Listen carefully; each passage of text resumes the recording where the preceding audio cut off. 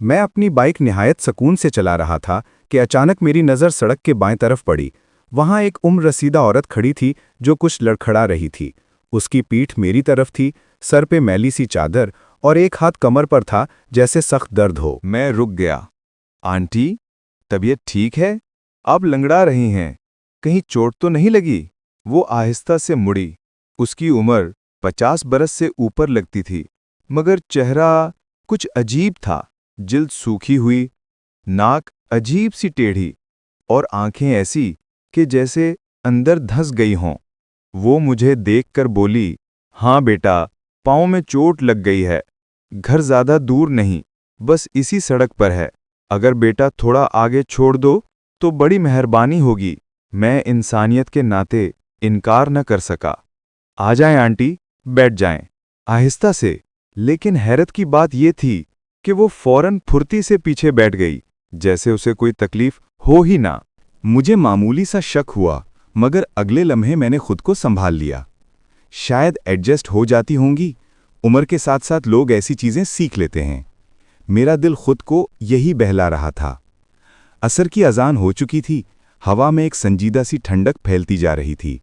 औरत ने आगे इशारा किया, बेटा, वो सामने अकेला सा मकान है, बस वहीं मेरा घर है। मैंने देखा, झाड़ियों से घिरा एक अकेला मकान, जैसे बरसों से कोई उसमें नहीं रहा हो। दीवारें जगह जगह से उखड़ी हुईं, छत के कोने पर कुछ सियाह धब्बे और दरवाज़ा नीमवा, इतना कमज़ोर कि बस हवा के झोंके से गिर जाए। वो औरत उतरी तो बोली, बेटा, मेरा पाँव अभी भी दर्द कर रहा है, जरा अंदर तक सहारा देकर छोड़ दो ना। कुछ अजीब सा एहसास हुआ, मगर पीछे हटना मुझे बदतमीज लगता था। मैंने उसे सहारा दिया और बोसीदा दरवाजे तक ले आया। उसने दरवाजा धक्का दिया तो वो चरचराता हुआ खुल गया। अंदर अंधेरा था। वो लंगड़ाती हुई आगे जाकर टूटी हुई कुर्सी पर बैठ गई। बेटा, बैठ जाओ। तुमने बहुत अच्छा किया मेरी मदद करके। अल्लाह भी मदद करता है नेकी करने वालों की। मैं खड़ा ही रहा। आंटी, मगरिब होने वाली है, घर दूर है, मुझे जल्दी जाना है। वो फौरन बोली, अच्छा बेटा, एक काम कर दो, वो टीन का डब्बा उठाकर चूल्हे पर रख दो। पानी गर्म करना है, बस यही कर दो, फिर चले जाना। चूल्हा एक कोने में था और उसके पास एक बड़ा टीन का डिब्बा। उसके किनारे फटे हुए और तेज थे। मुझे अंदाजा ही नहीं हुआ कि उठाते वक्त उंगलियां फट जाएंगी। जैसे ही मैंने डब्बे को पकड़ा, एक तेज धार ने मेरी उंगलियों को काट दिया। आह! खून फौरन बहने लगा। मैं घबरा गया और फर्श पर कोई कपड़ा ढूंढने लगा। मेरे हाथ से खून बह बह कर नीचे फर्श पर गिर रहा था। मैंने दूसरा हाथ खून पर रखा, मगर बहाव कम न हुआ। फिर अचानक फर्श पर कोई चीज हिलती हुई नजर आई। छोटा सा गुलाबी लोथड़ा। मैं पहले समझ न सका। फिर जैसे ही मेरी नजर ऊपर उठी, मेरा पूरा जिस्म अकड़ गया। वो जुबान थी, औरत की जुबान, 4 फुट लंबी, गुलाबी, चिपचिपी और सांप की तरह रेंग रही थी। वो खड़ी नहीं हुई थी, वहीं बैठे हुए उसकी जुबान जमीन पर मेरे खून को चाट रही थी। उसकी गर्दन आगे को झुकी हुई, आंखें सुर्ख और चेहरा जैसे मास्क की तरह बेजान।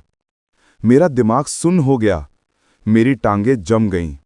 मेरे अंदर चीख फंस गई, मगर जिंदा रहने की ख्वाहिश ने मुझे धक्का दिया। मैंने पूरी ताकत से अल्लाह अकबर का नारा लगाया और दरवाजे की तरफ दौड़ा। दरवाज़ा पहले ही कमज़ोर था, मेरी टक्कर से टूटा और मैं बाहर जा गिरा। मैं अंधाधुंध भागता गया। कुछ फासले पर पहुंचकर मैंने अपनी शर्ट उतारकर जख्म पर बांध लिया ताकि खून रुक जाए। मेरी सांस फूल रही थी, दिल जैसे सीना फाड़ दे। मैं भागता हुआ मेन रोड पर पहुंचा और वहां बेहोश हो गया।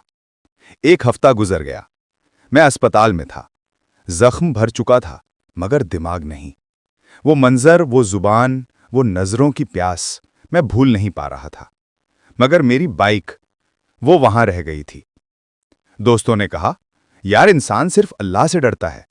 हम तेरे साथ हैं, बाइक ले आएंगे।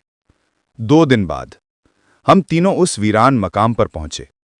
एक बूढ़ा गधा गाड़ी वाला झाड़ियों में घास खिला रहा था। मेरा दोस्त आगे बढ़ा।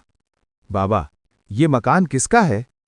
बूढ़े ने चौंक कर कहा, ये मकान 20 साल से खाली है। यहां कोई नहीं रहता बेटा। मेरे दोस्त ने मेरी पूरी कहानी सुना दी। बूढ़ा खौफजदा होकर पीछे हटा। हुए अल्लाह खैर, ऐसे वीरान घरों में बदरूहें बसेरा करती हैं, चुड़ैलें रहती हैं। तुम्हें अंदर नहीं जाना चाहिए था। वो बोला, मुझे भी डर है, मगर बाइक लानी जरूरी है तो ठीक है, मगर सब आयतल कुर्सी पढ़ लो, और अगर किसी को आजान आती है तो वो बुलंद आवाज में देता हुआ चले। हमने हाथ उठाए, आयतल कुर्सी पढ़ी, फिर आजान बुलंद हुई।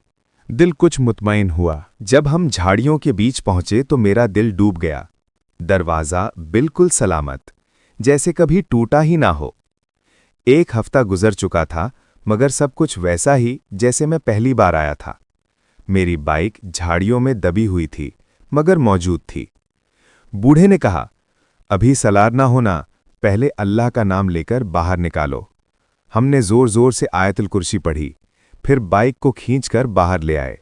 मैंने एक आखिरी नज़र मकान पर डाली और दरवाज़ा आहिस्ता से खुला। स्याह अंधेरे में से कुछ हिलता हुआ, लंबा चमकता हुआ बाहर झांका। वो जुबान थी, वही 4 फुट लंबी जुबान। वो लहरा रही थी जैसे हमें दावत दे रही हो। ये शायद छुपकर हमारा खून चाटना चाहती हो। हम सब एक झटके से मुड़े और भाग खड़े हुए। दिल जोर से धड़क रहा था, सांसें फूल रही थीं। हम अल्लाह का जिक्र करते हुए मशरकी सड़क की तरफ भागते गए। बूढ़ा भी चीखता हुआ पीछे आया, दौड़ो बेटू, बदरू जाग गई है। हम उस मकान से दूर होते गए, मगर दिल में एक खौफ रह गया। वो औरत कौन थी? क्या वाकई चुड़ैलें खाली घरों में बसेरा करती हैं और आज भी वो वहां बैठी किसी के खून की प्यास में इंतजार कर रही होगी? रात के वक्त मैं अब उस सड़क से कभी नहीं गुजरता, और जो गुजरता है, लोगों ने कई बार बताया है कि वहां एक औरत नजर आती है, कभी लंगड़ाती हुई, कभी अकेले खड़ी। लेकिन इस सबसे ज्यादा भयानक बात यह है, वो औरत कभी बोलती नहीं, सिर्फ जबान बाहर निकालकर देखती है। दोस्तों, ऐसी मजीद कहानियों के लिए जिन्नात की दास्तान को सब्सक्राइब जरूर करें। शुक्रिया।